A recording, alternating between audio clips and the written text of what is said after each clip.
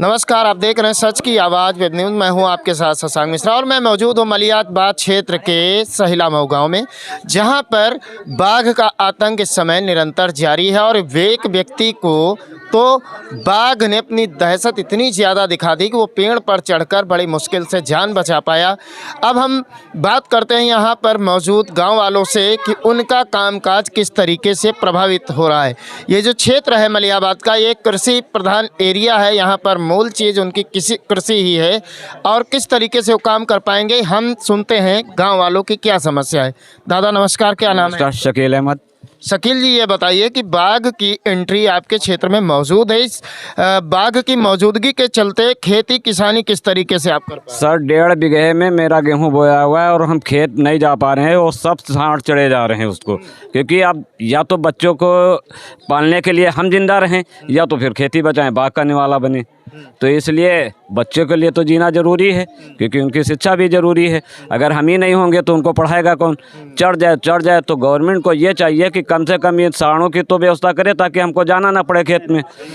और रात में 12-12 1-1 बजे रात में सांड खेलना पड़ता है। यानी सांड बहुत ज़्यादा बहुत परेशान किए हैं, इतना परेशान किए हैं, वरना फिर कोई दिक्कत नहीं थी। अच्छा, एक परेशानी सांड से थी और दूसरी परेशानी नई पैदा हो गई जी।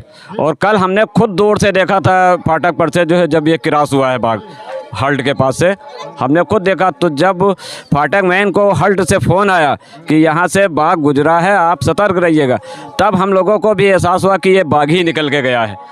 जानवर तो देखा था, मगर तब ये एहसास नहीं था कि ये बाघ है। मगर जब वहाँ से हल्ट से फ़ोन आया फाटक मैन को कि आप सतर्क रहिएगा, अभी अभी बाघ निकला हुआ है। बाघ का नाम लेते ही चेहरे पर दहशत सवार हो जाते हैं। दादा क्या नाम है आपका?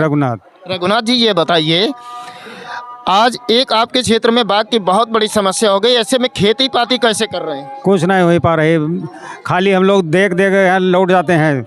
और के बाद हम बाघ पहले जा चुके थे, जब ये गए हैं पानी लगा रहे थे, हम लोग फिर जा के वापस आए, तब ज़्यादा गंभीर समस्या आती। ऐसे में फसल का भी तो नुकसान हो रहा हो। फसल को सब जानवर खाए जा रहे हैं, सांड जी हैं बहुत ज़्यादा नुकसान कर रहे हैं। बहुत ज़्यादा सांड से नुकसान हो रहा है। क्या नाम है दादा? बाबूलाल जी। किस तरीके से आप देख रहे हैं बाघ की आपके क्षेत्र में मौजूदगी है, जिससे लगातार दहशत लोगों में बनी हुई है, तो ऐसे में कामकाज कैसे प्रभावित हो रहा है? नहीं, बहुत खतरा है साहब, बहुत खतरा है। हाँ, का आदमी टट्टी नहीं जा पा रहा डरन मारे। हाँ, बहुत कामकाज कैसे चल रहा है? कुछ नहीं है, तरह डरन मारे कहूँ जाते नहीं, काम कोई नहीं जा रहा, काम बंद है सब।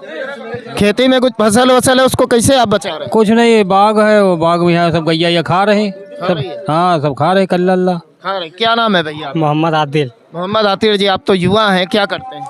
ये किसानी करते हैं। जब पूरी गोभी की फसल बर्बाद हो चुकी है और आम की बारी है, 2 महीना हो गया है, ट्रैक्टर चला नहीं है, आम की फसल बर्बाद हो रही है। धुलाई की, हाँ अब धुलाई चालू हो रही है, आम की फसल पूरी बर्बाद। धुलाई करने गए कि नहीं? अभी नहीं, 2 महीने से ट्रैक्टर उतरा नहीं जी। 2 महीने से ट्रैक्टर उतना नहीं। मलियाबाद क्षेत्र में है, जहाँ पर आम की फसल एक बहुत बड़ी जीविका होती है। क्या नाम है भैया? मोहम्मद फराज। मोहम्मद फराज जी, ये बताइए कि बाघ की एंट्री आपके क्षेत्र में मौजूद है, ऐसे में किस तरीके से कामकाज चल रहा है? काम का चल ही कहाँ पा रहा, हॉस्पिटल में ड्यूटी कर रहे थे, बाघ की वजह से नाइट में जा भी नहीं पा रहे हैं, न डे में जा पा रहे हैं। नाइट में भी नहीं जा पा रहे? नाइट में भी नहीं जा पा रहे हैं, डे में भी नहीं जा पा रहे हैं, घर पे ही हैं। यानी दहशत बराबर बनी है। ड्यूटी करते थे हॉस्पिटल में, अब घर पे ही हैं, कहीं जा ही नहीं पा रहे हैं। क्या कहना चाहते हैं सरकार से इस विषय में? सरकार से क्या कहें इस विषय में? बाघ को पकड़ने के लिए जो है 48 दिन 50 दिन से यहाँ हैं, पकड़ ही नहीं पा रहे हैं, सिर्फ यहाँ पड़े हुए हैं, कोशिश कर रहे हैं। पता नहीं कितने दिन कोशिश और करेंगे। इनकी कोशिश करते करते पता नहीं कब पकड़ा जाएगा, तब तक किसानों का काम कैसे चलेगा?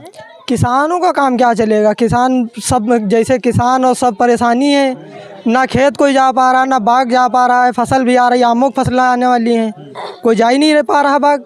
तो उसमें जो है यही है कि अब सब अपने अपने घर में हैं, अब यही दिक्कतें हैं सबकी।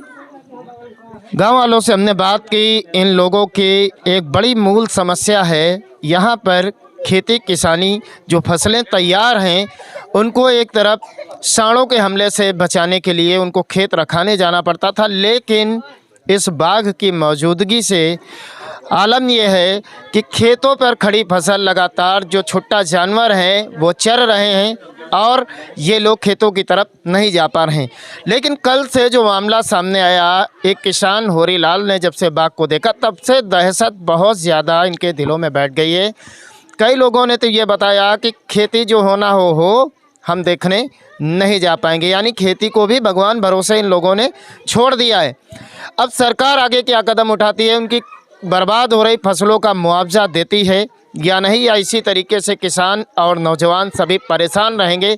लोग घरों से निकलकर नौकरी तक जाने से डर रहे हैं, बच्चे स्कूल जाने से डर रहे हैं, यानी इस क्षेत्र में पूरी तरह से दहशत का माहौल है। आने वाले समय में इस दहशत से कब इनको निजात मिलेगी ये देखने वाली बात होगी। कैमरामैन राहुल के साथ मैं शशांक मिश्रा, सच की आवाज़ वेब न्यूज़।